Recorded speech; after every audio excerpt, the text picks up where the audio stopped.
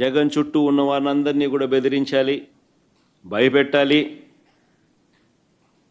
Modus ఆపరాండా ఒకటే, చిన్న చిన్న వ్యక్తులను కొట్టడం, భయపెట్టడం,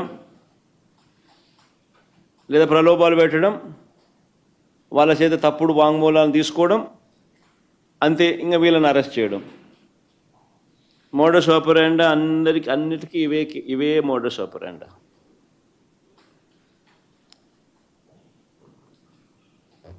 అన్నిటికీ సేమ్ మోడస్ ఆపరాండి. మోడస్ ఆపరాండి మాత్రం అన్నిటికీ సేమ్.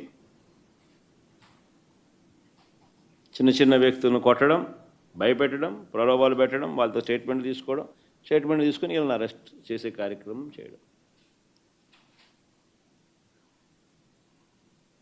అన్ని తప్పుడు కేసులు, తప్పుడు ఆలోచనలు, తప్పుడు పనులు.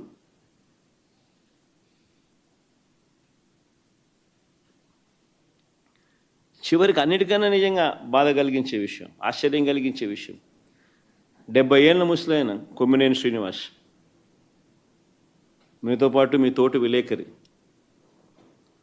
రెప్యూటెడ్ విలేకరి, సీనియర్ జర్నలిస్టు, ఏం పాపం చేశాడని చెప్పి నిజంగా అడుగుతా ఉన్నాను నేను. ఆయన జైలుకు పంపడానికి చంద్రబాబు నాయుడు అంత ఉత్సాహం చూపించాడు.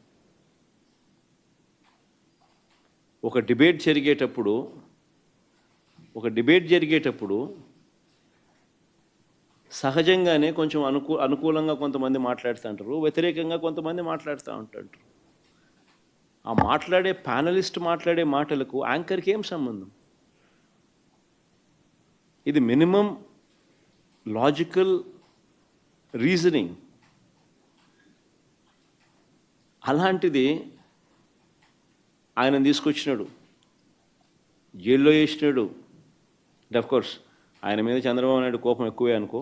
ఇంతకుముందు ఆయన ఉద్యోగం కూడా ఊడగొట్టే దాంట్లో కూడా చంద్రబాబు నాయుడు పాత్ర చాలా క్రియాశీలక పాత్ర పోషించినాడు. అంతటితో ఇంకా సంతోషపడలే ఉద్యోగం పీకినందుకు. అప్పట్లో ఆయన జీవితం నాశనం చేయాలా, ఆయన పరువును తీయాలా, ఆయన జైల్లో పెట్టాలా? ఇంత దిక్కుమాలిన ఆలోచనలు చూడు ఇవన్నీ.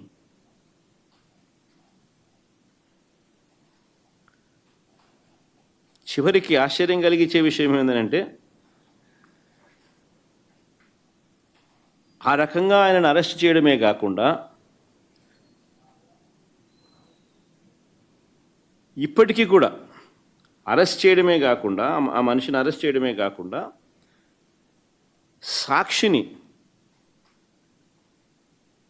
సాక్షి ఆస్తులను ధ్వంసం చేసే కార్యక్రమం ఆర్కెస్ట్రేటెడ్గా. ఒకసారి వీడియో క్లిప్పింగ్లో ఒకసారి చూడండి. ఒకసారి తెలుగుదేశం పార్టీ నాయకులు ప్రతి చోట ఎక్కడెక్కడైతే సాక్షి ఆస్తులను ఎక్కడెక్కడైతే వీళ్ళు టార్గెట్ చేసి ఆర్కెస్ట్రేటెడ్ పద్ధతిలో అటాక్ చేసి ఆస్తులు విధ్వంసం చేశారో ప్రతి చోట శ్రీకాకుళం మెట్ట శైలజ డిస్ట్రిక్ట్ తెలుగుదేశం మహిళా town president, Gundu Swathi Srikakulam TDP MLA, Sirisha SC corporation Sakshi office, Bojja Tirumalesh TNSF Kadapa district president, RC Munikrishna Tirupati deputy mayor, Tirupati Renigunta Sakshi office, Koduru Balasubrahmanyam TDP state spokesperson. ఈ మనిషి అయితే తిరుపతిలో రేణిగుంట సాక్షి ఆఫీస్లో ఈ మనిషి అయితే అప్పట్లో గతంలో బై ఎలక్షన్ జరిగింది ఈ డిప్యూటీ మేయర్ ఎన్నిక సందర్భంగా. ఆ కార్పొరేటర్లను ఎత్తుకొని కిడ్నాప్ చేసే కార్యక్రమంలో పోలీసులతో కలిసి కిడ్నాప్ చేసే విషయంలో ఇన్వాల్వ్ అయిపోయి ఉన్న అదే మనిషే మళ్ళీ సాక్షి ఆఫీస్ను పగలగొట్టే కార్యక్రమంలో కూడా అంతే క్రియాశీలకంగా వ్యవహరిస్తూ ఉన్న ఫోటోలు. Next Nellore Sakshi K Revathi Telugu Desam party Nellore city president. Next Eluru Sakshi of రాజకీయ పార్టీకి దగ్గరుండి ఆర్కెస్ట్రేటెడ్ పద్ధతిలో ఒక రాజకీయ పార్టీ ఆర్కెస్ట్రేటెడ్గా గవర్నమెంట్కు వ్యతిరేకంగా గలం విప్పుతూ ఉంది పత్రిక టీవీ ఛానల్ అని చెప్పి, గొంతు నొలపడం కోసం అని చెప్పి నువ్వు నీ తెలుగుదేశం పార్టీకి సంబంధించిన కార్యకర్తలను ఉసుగొలిపి నీ ఎమ్మెల్యేలు నువ్వు అంతా చేసే కార్యక్రమం ఇది ధర్మమేనా అని అడుగుతా ఉన్నా. చివరికి సుప్రీంకోర్టు ఇదే కొమ్మినేని గారిని సుప్రీంకోర్టు మామూలుగా సుప్రీంకోర్టు బెయిల్ అనేది అరెస్ట్ చేసిన వ్యక్తిని సుప్రీంకోర్టు బెయిల్ అనేది ఇవ్వదు. అరెస్ట్ చేసిన వ్యక్తిని సుప్రీంకోర్టు రాజ్యాంగంలోని ఆర్టికల్ 32 కింద విచక్షణ అధికారాన్ని ఉపయోగించి ఇమ్మీడియట్లీ రిలీజ్ చేయమని చెప్పి ఆదేశాలు ఇచ్చింది. ఇదే కొమ్మినేని కొమ్మినేని శ్రీనివాసరావు గారు. అంటే చంద్రబాబు నాయుడు గారు చెంప మీద ఇదొక చెంప చెల్లు అనిపించినట్టు కాదా? మరి అదే కేసులో సాక్షి కార్యాలయాలన్నీ ఈ మాదిరిగా తెలుగుదేశం పార్టీ కార్యకర్తలందరి చేత ఈ మాదిరిగా దగ్ధం చేస్తే దీనికి గవర్నమెంట్లో ఉన్న చంద్రబాబు నాయుడు బాధ్యుడు కాదా?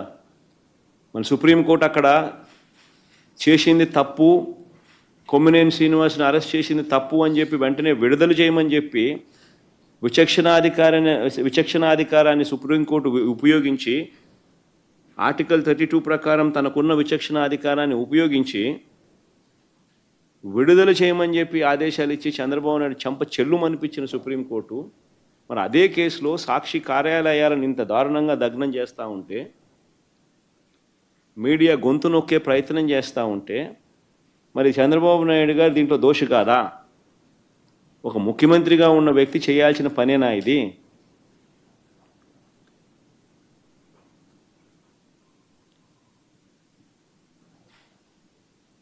ఇది తప్పుడు సాంప్రదాయం కాదా? రేపొద్దున ఇదే సాంప్రదాయం కొనసాగితే రేపొద్దున ఎవరైనా బతుకుతారా?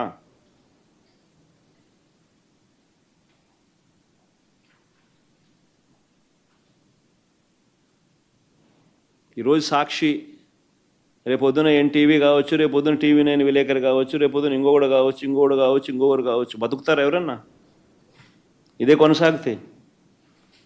ఇతడు విచ్చలవిడి రౌడీజం కాదా ఇది?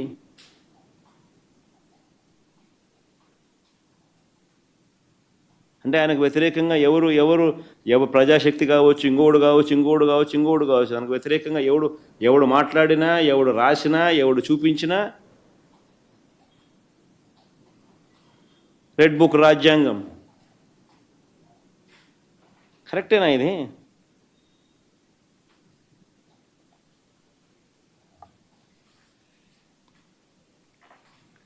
నిజంగా మహిళల పట్ల చంద్రబాబు నాయుడు గారి గౌరవం ఉందా అని అడుగుతా ఉన్నా నేను.